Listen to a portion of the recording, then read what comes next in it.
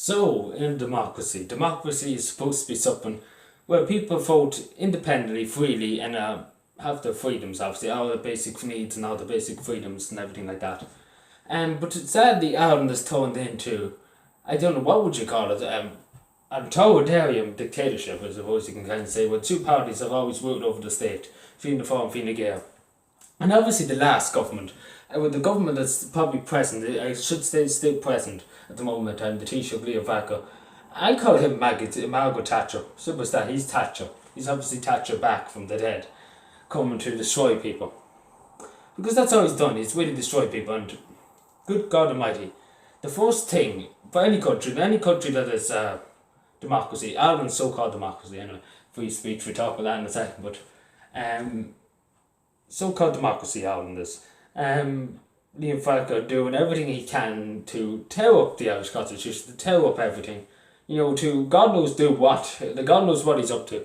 You're supposed to put the people first, and I'm saying this to any government that goes in, put the people first, as simple as that, put the people first, don't worry about your paychecks.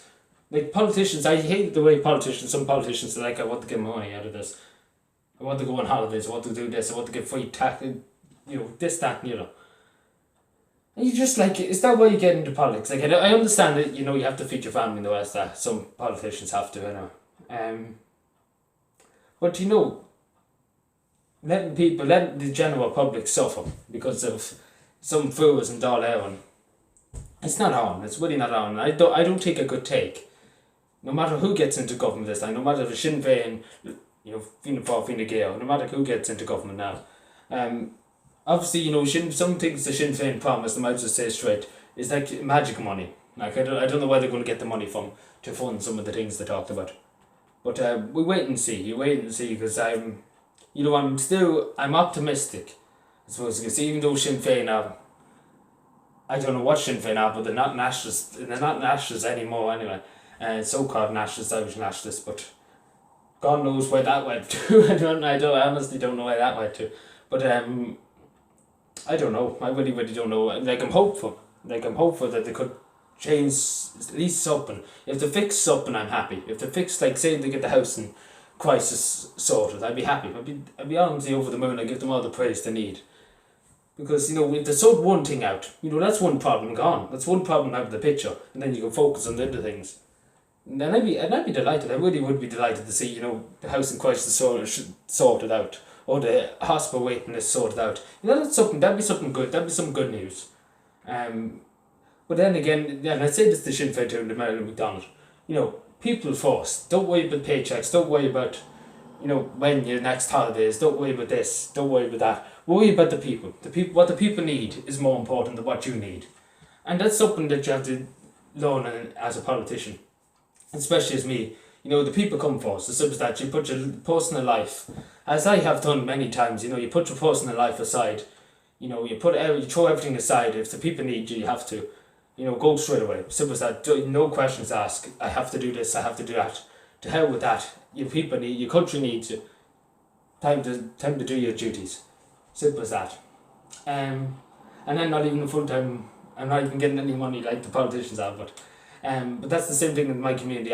Anytime there's any problems, straight away, abandon everything, time for work, time to do something. No more not sitting around waiting for the wind to blow, as many governments have done, waiting for the wind to blow for God knows what. But the people should be forced, and that's the simplest message, and I'm sure people would agree with me. In the democracy, so-called democracy, the people should come first. As simple as that.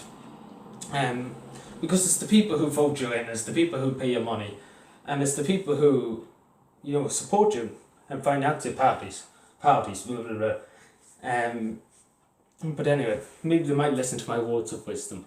But just to say, and I said this a few weeks ago, one thing that any government should get in, if they do get in, not to go to America and St. Patrick's Day, save a bit of money, and maybe give it to the homeless or give it to some charity. St. Vincent de Paul or something like that, well, not St. Vincent de Paul, some homeless shelters or something like that. They'd be nice. Instead of having whoever's the Taoiseach go over to America and sit down in America and do nothing.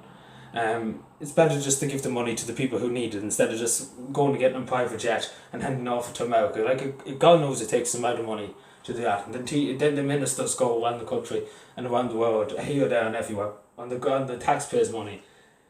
This year they should just say, do you know what? We're giving it to the people. We're giving the money to the people. The hell with international business. The people come first. The Irish people come first. But I hardly doubt any government would ever do that. If they do, then I'd be very impressed. I would be very impressed by now.